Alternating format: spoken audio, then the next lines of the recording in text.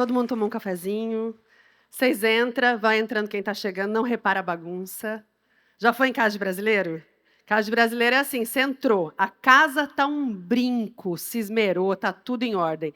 Mas você vai entrar, tem aquele aviso. Não repara a bagunça. Aí isso precede o tour da casa.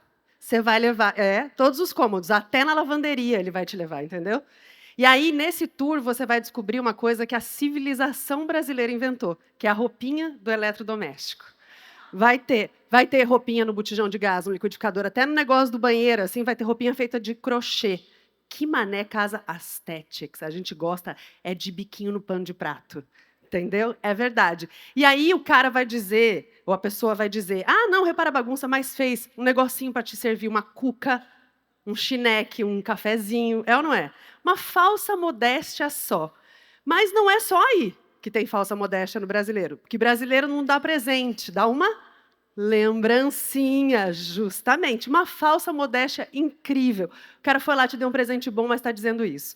E como o meu trabalho é descobrir, ou entender, ou compreender o que faz da gente, a gente, brasileiro, eu tenho duas hipóteses para essa falsa modéstia.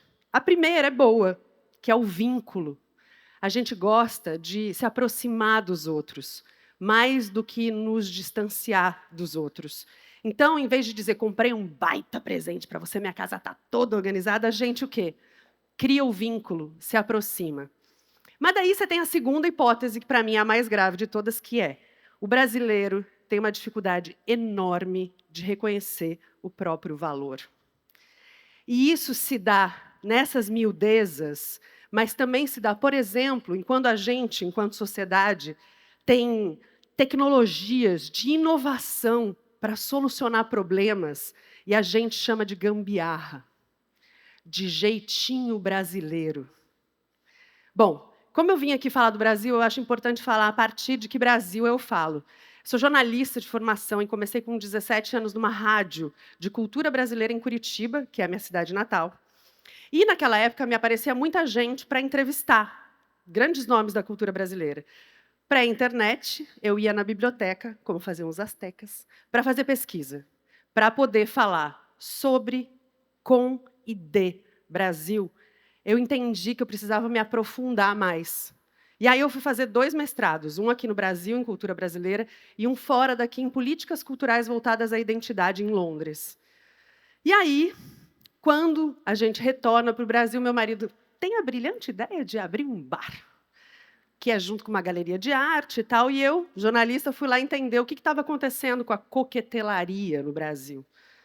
E aí, muita gente, quando vai abrir um negócio aqui no Brasil, faz o quê?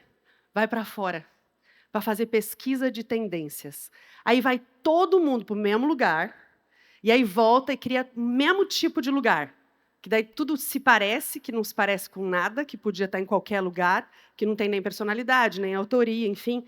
E eu tenho um lema na minha vida que é, na dúvida, olha para dentro. E eu fui olhar para dentro do Brasil que eu gosto e do Brasil que estava no meu entorno, em São Paulo, na esquina, no boteco. E, a partir disso, comecei a fazer uma pesquisa sobre ingredientes brasileiros para ser usado nos coquetéis. Essa pesquisa que me levou a conhecer catuaba, jurubeba, milome, carqueja, enfim, culminou num livro, que é o Da Botica ao Boteco, Plantas, Garrafadas e a Coquetelaria Brasileira, que saiu em 2022 pela Companhia das Letras. E aí, quando eu lancei o meu livro, eu comecei uma série que é Cilada, Bino. Pegaram a ref? Pegaram. Ou ainda, não era amor, era cilada. Pois é. Porque são ciladas que a gente, brasileiro, vive reproduzindo sobre o Brasil e sobre a gente mesmo. A primeira, não era amor, era cilada, é. Nelly, as jornalistas me perguntavam, você viajou para o Brasil profundo para escrever o seu livro? E eu ficava pensando, mas que diacho, mas onde é que o Brasil é raso, minha gente? Aí pensa que você recebeu uma passagem.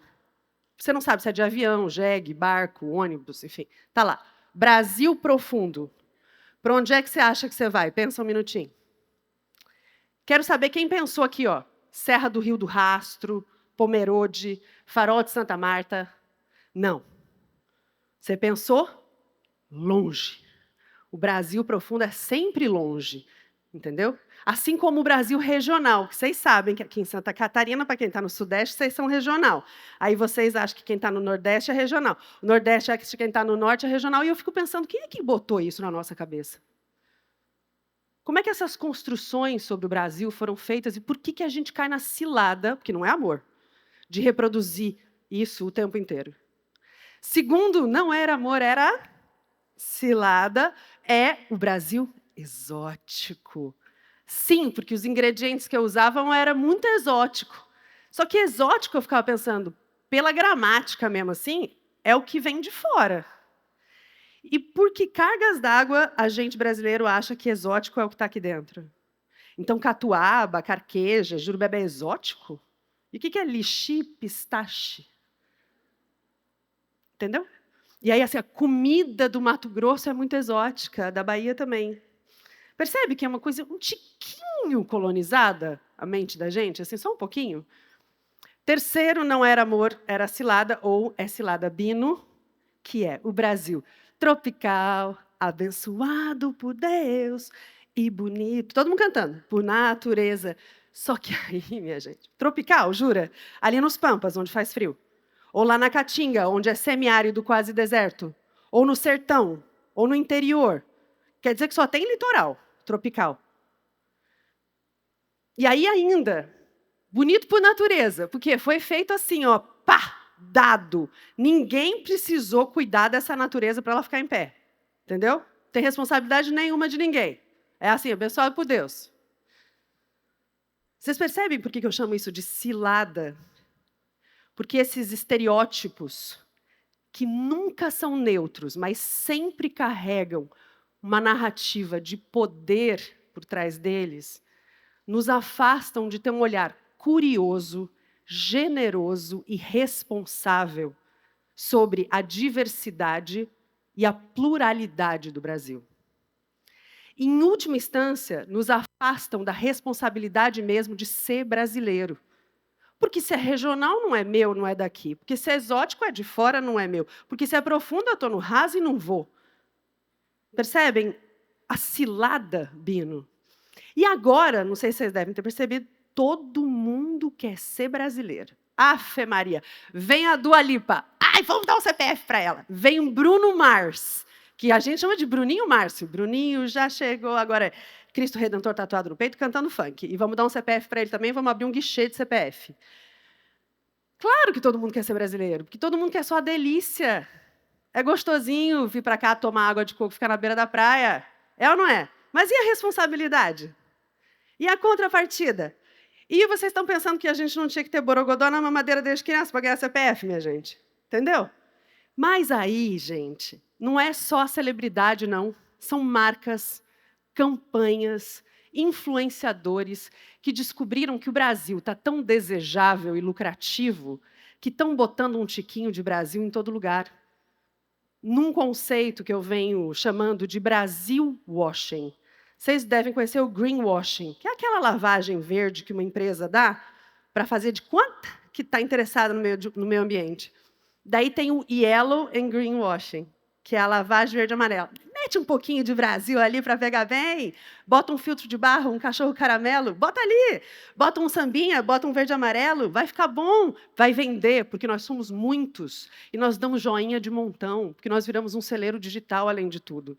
Então, está pegando bem falar de Brasil. O hype, né, do Brasil. Quem é que está lucrando com isso? Será que é a gente? E daí, no momento em que todo mundo quer ser brasileiro, o brasileiro quer ser o quê? Outra coisa. O brasileiro quer ser europeu. O brasileiro quer ser estadunidense. O brasileiro quer ser tudo menos brasileiro. O complexo de vira-lata sai correndo atrás da gente que nem cão raivoso e vai te morder se você não cuidar. O único vira-lata que a gente não pode adotar no Brasil é o complexo, minha gente. Porque você já viu alguém tentando ser o que não é? Não cola. A gente vira uma versão piorada da gente mesmo. E pior que isso, a gente, de novo, se afasta da responsabilidade que é fazer parte de um lugar, pertencer a ele, O grande pensador quilombola brasileiro Antônio Bispo dos Santos falava que um território não é um lugar onde se mora, é um lugar onde se é. E não querer ser brasileiro nos afasta disso, de pertencer a um lugar, protegê-lo e aos nossos, e mais do que isso, de conhecê-lo. Então eu quero fazer um convite para vocês não ficarem no rasinho, assim, no Brasil, sabe? Ai, deixa eu molhar o pezinho do Brasil. Ui, Brasil! Mergulha nesse Brasil que é todo profundo e todo nosso. E vocês não reparam, fala muito simples, não.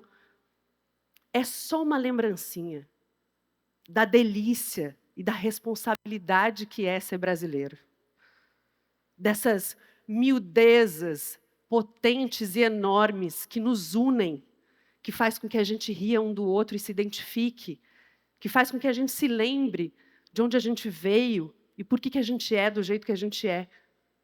O geólogo Milton Santos, um grande pensador brasileiro também, falava que a maior alienação de um povo é só conseguir perceber o que os diferencia e não o que os une. Que seja uma lembrancinha do que nos une como brasileiros também. Que seja uma lembrança do nosso tamanho. Porque nós somos grandiosos. E mais do que isso, poderosos, sem nenhuma falsa modéstia. Muito obrigada.